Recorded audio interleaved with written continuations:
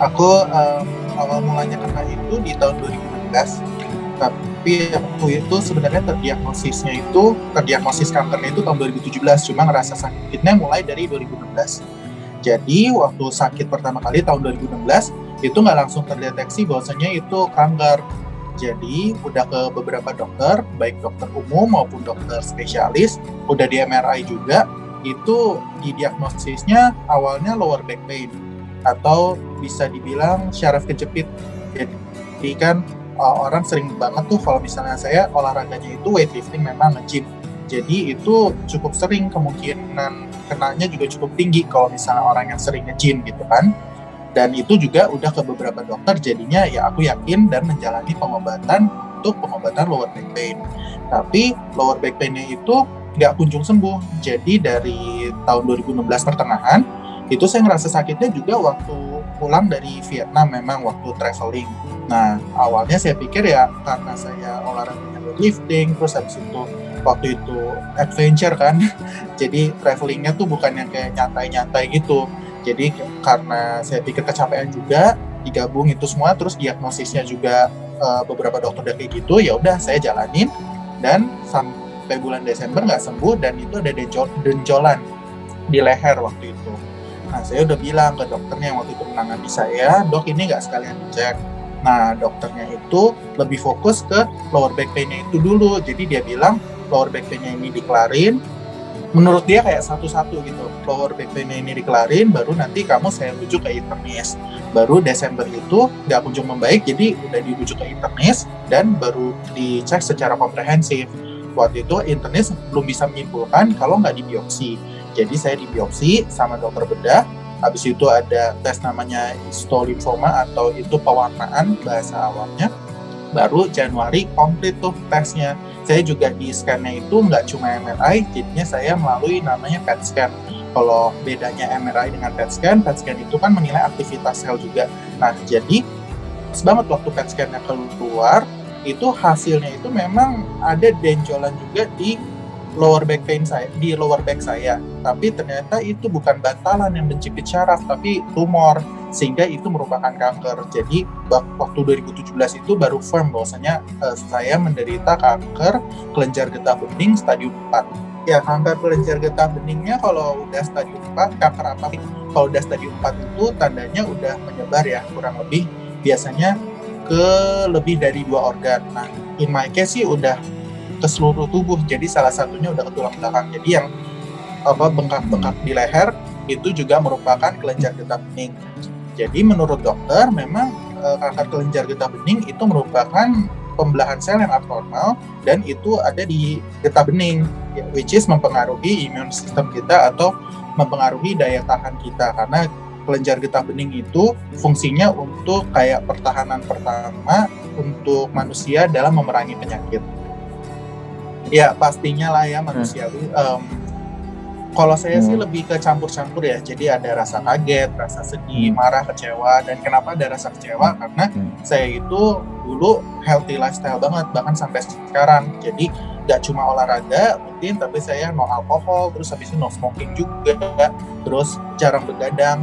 Kemudian ini juga stres dikendalikan, kemudian juga doyan meditasi juga. Jadi sebelum kanker pun saya juga sebenarnya udah mengenal yang namanya meditasi dan mengolah pikiran segala macam itu, tapi ya tetap kena, makanya jadi ada rasa kecewa. Dan mixed feelingnya itu nggak lama sih sebenarnya. Jadi aku itu orangnya lebih ke solution oriented. Jadi saat itu yang aku pikirkan ya aku terima dulu emosi yang ada saat itu, tapi aku nggak mau tenggelam di emosi-emosi yang menyerang aku gitu. Aku biarkan aja dulu, biarkan aku akses dulu.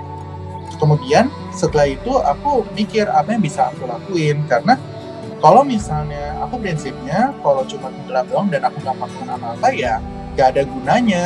Sayang juga waktu yang berlalu, karena kan kalau kanker ini apalagi menurut dokter itu berpacu dengan waktu. Jadi bahkan saya second opinion lagi ke Pineng waktu itu.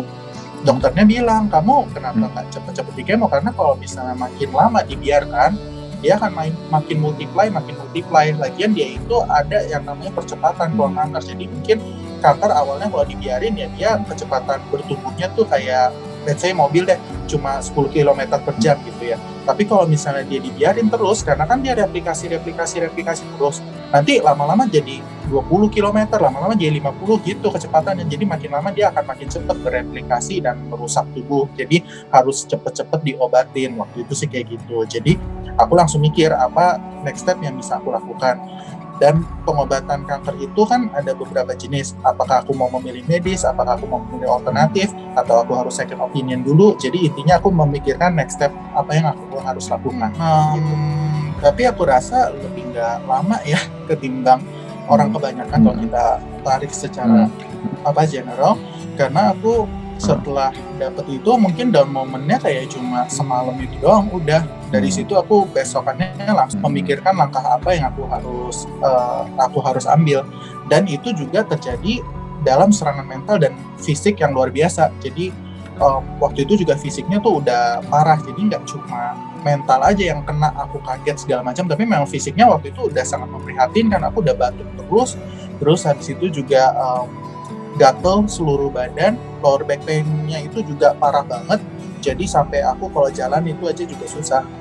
Jadi kalau misalnya memang nggak stadium 1 dulu, mungkin kalau aku menyimpulkan sendiri, dokternya sih juga dia tidak ngomong secara gamblang ya. Menurut aku dia merangkai bahasanya, nggak mau menyalahkan dokter aku sebelumnya, karena kan dokter aku sebelumnya itu lebih fokus ke spine-nya.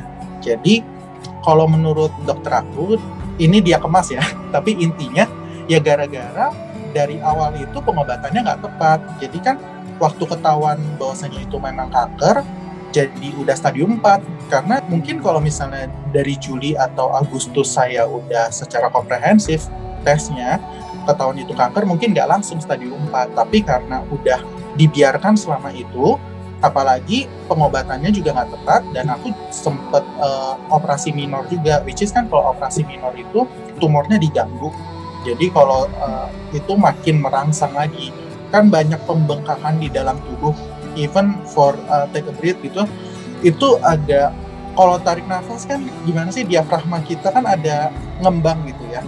Nah saat mengembang itu pun juga karena ada tumornya di dada juga, itu jadi ada sesuatu yang menekan, jadi itu sakit for every breath you take. Sama untuk jalan aja itu kan ada tumornya di belakang, jadi di tiap bagian yang tumor itu kayak ada penekanan, jadi sangat tidak enak, sangat tidak nyaman, sangat sakit. Kemudian karena kelenjar getah bening itu membuat immune system drop, aku ada keserang juga beberapa penyakit yang remeh, kayak aku sambilan flu juga, sambilan batuk, dan tiap kali batuk itu kan ada kayak sejenis gerakan impact gitu ya ke spine-nya. Nah impact itu bikin sakit juga, jadi udahlah napas sakit, terus habis itu tiduran gak nyaman, terus habis itu kalau tiap kali batuk itu juga sakit banget, dan segala macamnya sih. Jadi itu campur semua penyakit di situ. Jadi aku tidur pun juga kayak 2 jam tidur atau 1 jam tidur itu juga udah bagus, itu pasti kebangun karena ada rasa sakit itu. Waktu itu sih dibantu painkiller juga, cuma painkillernya banyaknya dosisnya itu udah harus ditambah karena semakin sakit. Jadi aku memang keluarganya sangat mendukungnya, terutama dari segi maksudnya mereka selalu ready gitu 24 jam. Jadi aku pun juga ke Pineng itu ditemenin sama keluarga. Kemudian waktu selama pengobatan, selama sakit itu juga aku sempat ada yang misalnya ke kamar mandi susah, itu dibantuin oleh keluarga. Nafsu makan sih agak sebenarnya berkurang, tapi nggak yang sampai gimana banget, enggak. Memang aku orangnya dari agak maksain sih, karena aku tahu kalau misalnya aku nggak makan malah makin parah lagi keadaannya. Jadi aku biasanya kalaupun agak nggak nafsu, ya aku setidaknya adalah masuk sedikit gitu. Dan memang waktu itu badannya kurus gara-gara waktu itu kan aku udah nggak olahraga lagi, nggak bisa tepatnya karena kan rasa sakit yang luar biasa. Jadi dulu badan aku lebih muscle gitu, lebih gede. Jadi memang waktu itu dropnya double sih, udahlah muscle aku terkikis. Kemudian ya memang karena makannya agak sedikit juga, karena sedikit juga gitu ya, langsung drop. Waktu itu langsung turun 19 kilo sih. Jadi kalau menurut dokter itu sebenarnya pure bad luck aja, apalagi in my case, karena nggak ada yang memicu. Kalau misalnya merokok atau misalnya kayak hidupnya itu agak dalam artian nggak benar gitu ya. Misalnya makannya sembarangan, terus habis itu sering mungkin minum alkohol, rokok banyak, itu memang akan meningkatkan kemungkinan, tapi itu nggak absolut. Jadi memang orang yang tidak melakukan itu pun juga bisa kena, karena basicnya memang kalau kayak kanker itu serempet itu. Jadi temenku pun memperkuat hal ini. Jadi temenku itu dia bekerja di cancer center yang di luar negeri di US. Nah itu udah penelitian yang lagi advance banget, tapi untuk menemukan sebabnya pun dia masih nggak bisa menemukan kurva yang kira-kira sejalan nih, mana ini penyebab yang benar-benar menyebabkan kanker gitu. Nggak ada. Walaupun misalnya ditarik yang paling tinggi pemicunya itu sugar memang sama ada ngerokok, cuma itu juga nggak bisa ditarik, masih belum bisa ditarik kesimpulan. Jadi itu sejalan dengan apa yang dokter aku bilang, bahwasanya memang ini pure bad luck aja sih. Belum. Sebenarnya sih kalau mau lihat gambarannya ya, ini kan aku nggak ada properti untuk menggambarkan. Iya. Jadi aku udah pernah dokumentasiin di YouTube seperti apa. Ada di YouTube aku, Iyas Naibako. Itu di situ ada beberapa gambarannya. Kalau misalnya mau melihat lebih ini, silakan ke situ aja, Mas. Cuma intinya sih sebenarnya kayak di infus biasa aja. Dan kemoterapi itu ada beberapa jenis. Jadi bisa ada yang infus, ada yang oral. Biasanya dua itu. Nah, kalau aku yang kemonya infus dan berbeda-beda tiap regimenya. Jadi aku udah 30 kali itu ganti 3 obat. Tergantung obatnya, ada yang harus nginep, ada yang dialirinnya itu cuma sebentar, ada yang bahkan nginepnya lama. Waktu itu aku pernah ada yang sampai 3 malam, jadi tergantung jenis obatnya. Jadi obatnya itu pun kenapa bisa berbeda, karena kalau in my case itu kan belum sembuh-sembuh. Jadi waktu itu dicoba obat yang ini sesuai regime 8 kali, nggak bisa, udah diganti obat yang lain. Nah, kalau kanker lain, itu juga obat-obatnya macem-macem banget, banyak banget jenisnya. Jadi mungkin nggak bisa disamain untuk durasinya, tapi untuk prosesnya mirip-mirip sih, rata-rata kalau nggak diinfus di oral. Justru dokter aku waktu itu malah bilangnya ini agak tinggi survival rate-nya untuk limfoma.